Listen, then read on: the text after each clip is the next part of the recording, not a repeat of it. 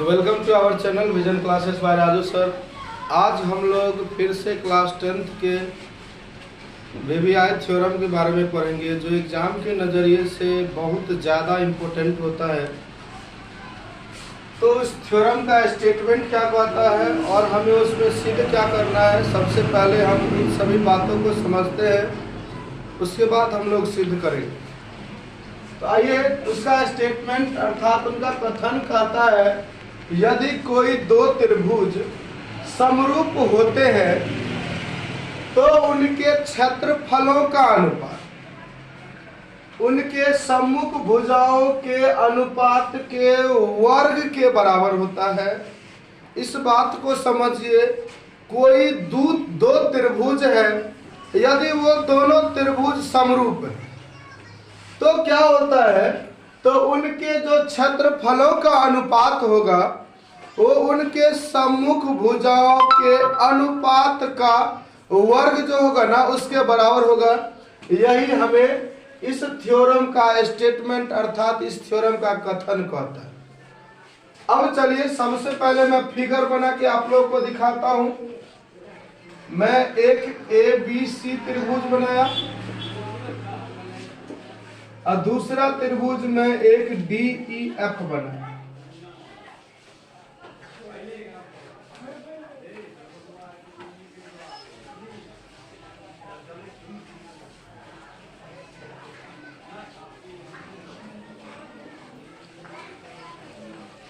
ध्यान से देखिए, एक त्रिभुज ABC तथा दूसरा त्रिभुज DEF मैंने बनाया। अब इस दोनों त्रिभुज को मैंने एक दूसरे के समरूप बनाया है। थोड़ा मोड़ा दिक्कत हो गया होगा फिगर में, तो आप लोग उस अनुकूल फिगर बनाइएगा। ये दोनों त्रिभुज हमारे क्या है, समरूप। तो हमें सिद्ध क्या करना है, तो ये जो भुजा होगी AB भुजा बट्टा DE भुजा, इस दोनों का वर्ग बराबर होगा किसके, तो इसके अनुपात और इसके अनुपात। अर्थात त्रिभुज ABC का क्षेत्रफल बट्टा त्रिभुज DEF का क्षेत्रफल जो होगा वो AB बट्टा DE का होल स्क्वायर, BC बट्टा EF का होल स्क्वायर तथा AC बट्टा DF का होल स्क्वायर इसके बराबर होगा। यही हमें इस थ्योरम में सिद्ध करना है। 2 मिनट के लिए पॉज कर दो। तो इस त्रिभुज ABC और त्रिभुज DEF के क्षेत्रफल का जो अनुपात होगा वो AB बट्टा DE के होल स्क्वायर तथा इस BC बट्टा EF के होल स्क्वायर का बराबर तथा इस AC बट्टा DF के होल स्क्वायर के बराबर होगा। यही हमें सिद्ध करने के लिए कहता है। तो जो जो चीज हम लोग करते हैं उसको हम लोग स्टेटमेंट में लिखते हैं। तो स्टेटमेंट में लिखिए कि माना कि ABC तथा DEF दो समरूप त्रिभुज है जिसमें, अब एक बात और ध्यान दीजिए, समरूप त्रिभुज के बहुत चीजें बराबर होती है। जैसे भुजा का अनुपात सब बराबर होता है, सभी कोण बराबर होते हैं। तो चलिए हम वही लिख रहे हैं यहाँ, जिसमें AB बट्टा DE बराबर BC बट्टा EF बराबर AC बट्टा DF तथा एंगल A बराबर एंगल D, एंगल B बराबर एंगल E तथा एवं एंगल C बराबर एंगल F दिया हुआ।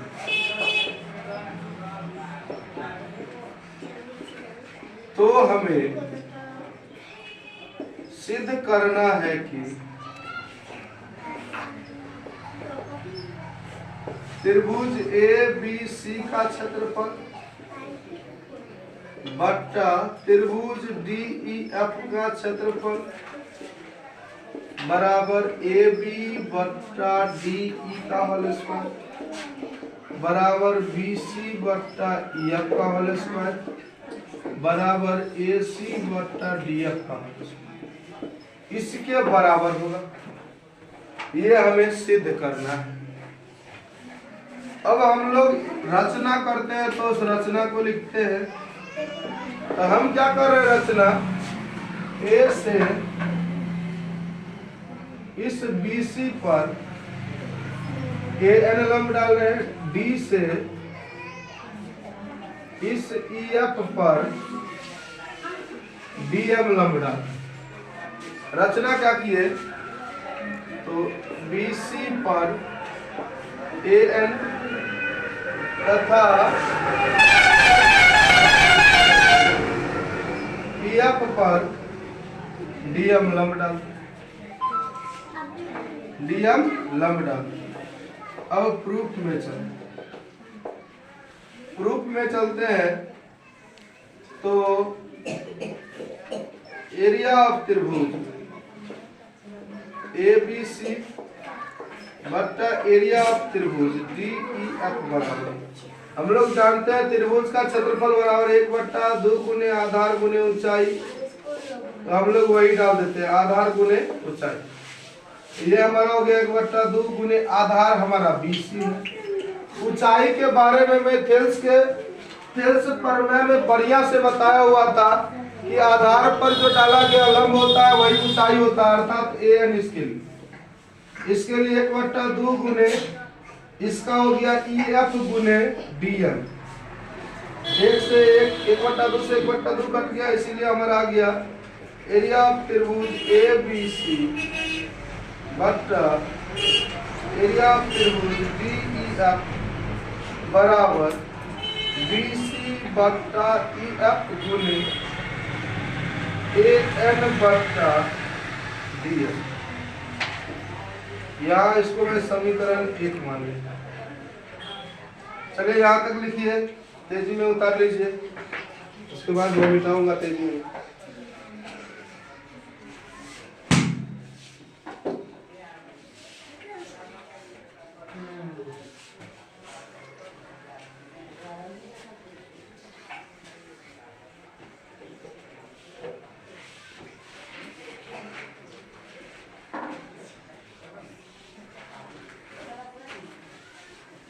हो गया, मिटा दूं? चलिए मिटा रहा हूं मैं। हमें इससे लेना देना है, तो मैं इस बात को ध्यान में रख के बना रहा हूं। चलिए मैं यही एडजस्ट करके देखता हूं पहले।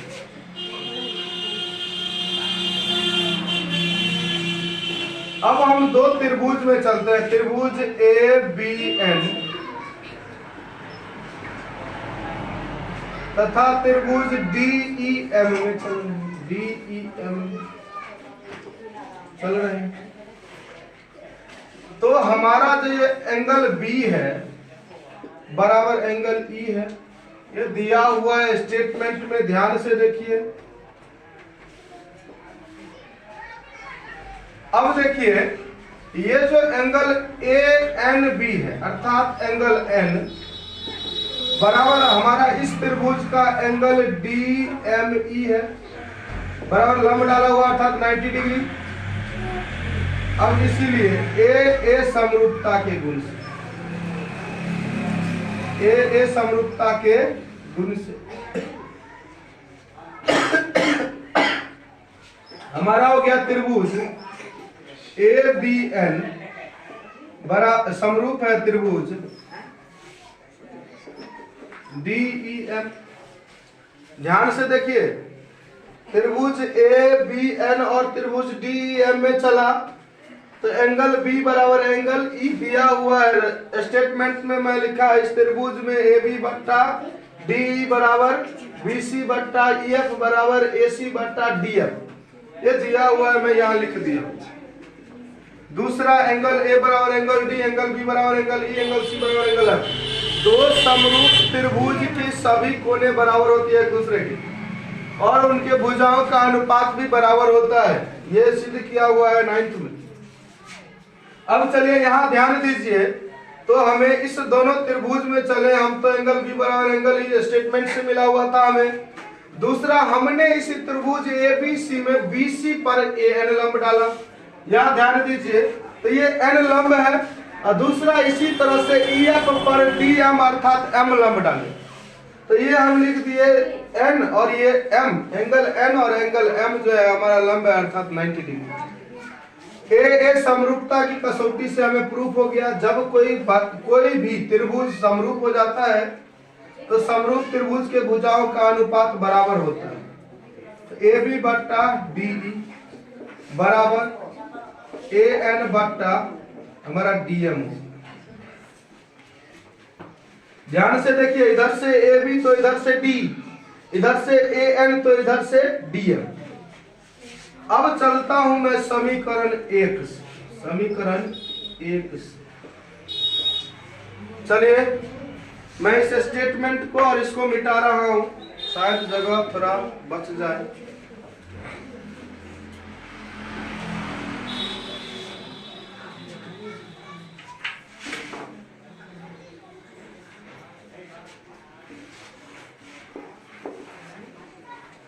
फिर समीकरण 1 से यदि मैं चलता हूं तो एरिया ऑफ त्रिभुज ए बी सी बट्टा एरिया ऑफ त्रिभुज डी ई एफ बराबर क्या हो गया, तो बराबर बी सी बट्टा ई एफ गुने ए एन बट्टा डी एफ।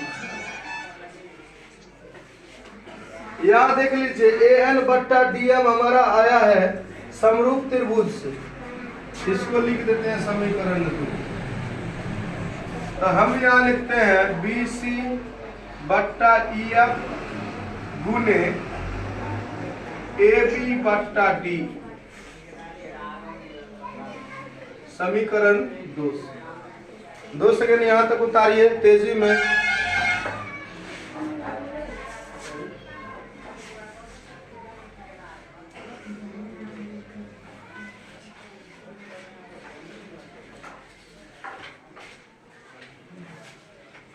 यहां तक उतार लिए हैं। अब यहां देखिए स्टेटमेंट में क्या लिखा हुआ है कि ए बी जो है ना वो बी सी ए बी बट्टा डी ई जो है वो बी सी बट्टा ई एफ के बराबर है। ठीक उसी तरह ए सी बट्टा डी एफ के भी बराबर है। तो मैं इस बी सी बट्टा ई एफ गुने इस ए बी बट्टा डी ई को ए बी बट्टा डी ई नहीं लिख के बी सी बट्टा ई एफ लिख बीसी बट्टा ई एफ ये दिया हुआ है, स्टेटमेंट से हमें मिला हुआ है। ये हमारा क्या हो गया, बीसी बट्टा ई एफ का होल हो गया। अब इसको मैं मिटा रहा हूं, ये ध्यान से देखिए।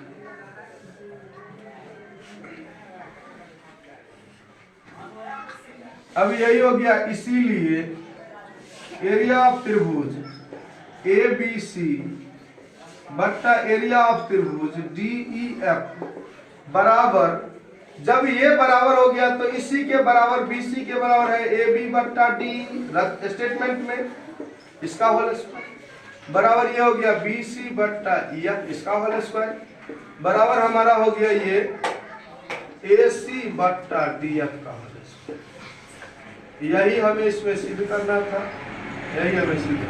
ध्यान से देख लीजिए, यदि एक चीज सिद्ध हो गया तो आपका सारा चीज सिद्ध हो जाएगा। तो मैं उस एक चीज को सिद्ध कर दिया, बीसी बट्टा ई एफ का होल स्क्वायर कर दिया यहाँ। तो यही बीसी बट्टा ई एफ के बराबर ही है ए बी बट्टा डी और ए सी बट्टा डी एफ।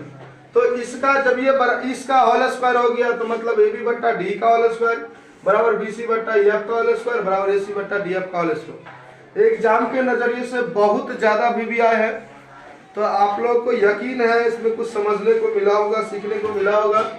यदि आप इसमें कुछ सीखे होंगे तो वीडियो को लाइक अवश्य कर दें, सब्सक्राइब चैनल को करना ना भूलें, और बारंबार यदि एक बार में आप नहीं समझते हैं तो 2-3 बार इसको जरूर देख लीजिएगा, जिससे आपको समझ में आ जाए।